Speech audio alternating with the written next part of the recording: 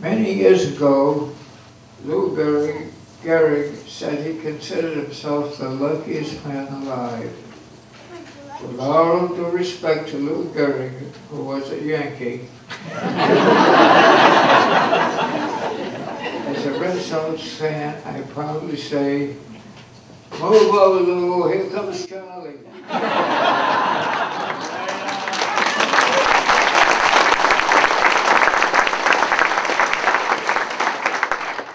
Thank you from the bottom of my heart for joining me today to celebrate my century. I can only hope I live long enough to celebrate some of yours. I shed a tear for those of my good friends, including family members who have passed on, but who always will be alive in my heart. I'm going back for a little while to reminisce how things were in the days of my growing up. The wife would rise early, stoke the fire, cook the breakfast, pack lunch for husband and children, get the children off to school, wash and wipe the dishes, hang the clothes, wash them out to dry, dust the house, do ironing, get lunch for children as returning from school, prepare the supper, clean dishes and wipe, scrub the floor, regular housemaid service she had. Stove had no thermostat. Heated and iron, if you wanted to do any pressing clothes, was done by putting the iron on top of the kitchen stove. In cooking, we used an oven with a guess as to the cooking temperatures. In the event of a death, times have changed, my friends. It was a custom for at least 2 people to sit up with the casket at night, possibly to avoid fire from candles. There'll be a creak on the door to indicate a death.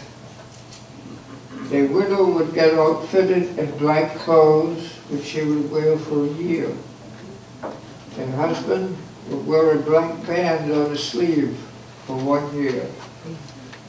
And at the church, at the funeral, a bell would be tolled. For relatives living in the distance to send them a message that someone had died, they would send a letter edged in black. A boy had a jackknife, a BB gun, a dog, a rabbit, and possibly a turtle.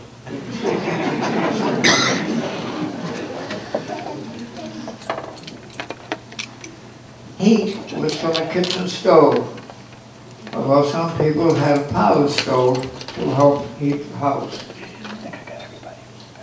Heat was provided by wood and coal, the coal being loaded into the home by means of a chute.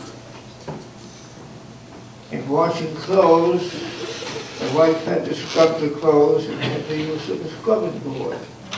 How times have changed. It was very hard work. At least once a week she would get down on her hands and knees to scrub the floor.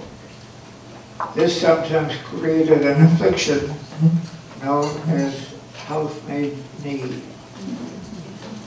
And these were religious times, and the Sabbath was strictly observed. All went to church on Sunday in proper attire, and children to Sunday school. You walked to church unless you were a wealthy person and could afford a horse and wagon. Each family had a chicken coop from which you collected eggs and executed a chicken for Sunday dinner. Some people had pigs and sheep, also an outhouse. There were no radios, no television, and a few phones. Doctors made house calls. The butcher, the baker, the ladder man, the umbrella man, the sister sharpener all came door to door. Each family had a refrigerator which actually was an icebox.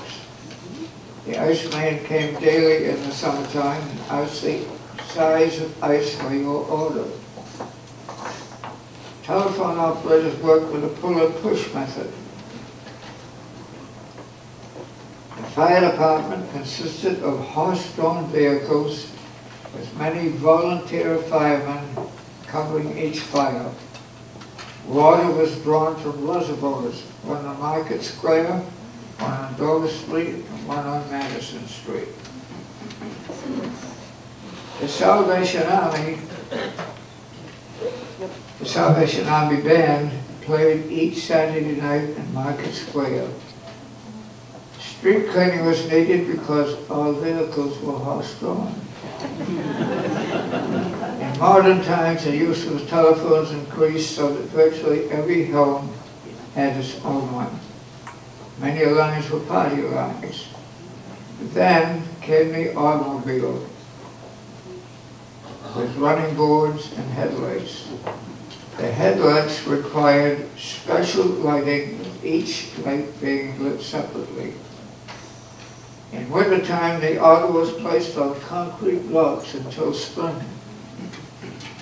You would start the car by a crank, you'd kick the tires to see if the tires were okay. Streets were unpaved. Boys played baseball, using every ball until completely worn out. As the ball began to lose its cover, it would be covered with black tape and used until it could be no longer repaired.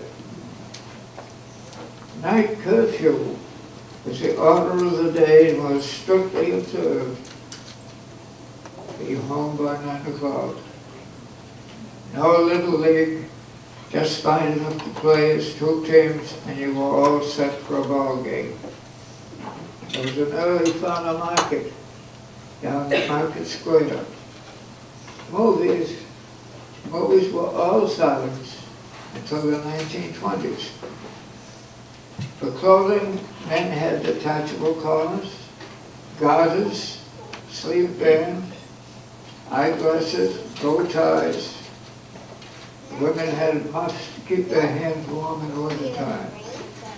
There was no public assistance. If you were dead broke, you went to the poorhouse, which is where the New Frankfort School is now located. And at first there was no income tax. There was no pension. What you got was what you were when you were retired. Meal was delivered twice a day. Weights and measures were not by pounds and ounces, but by the quart, peck, or bushel.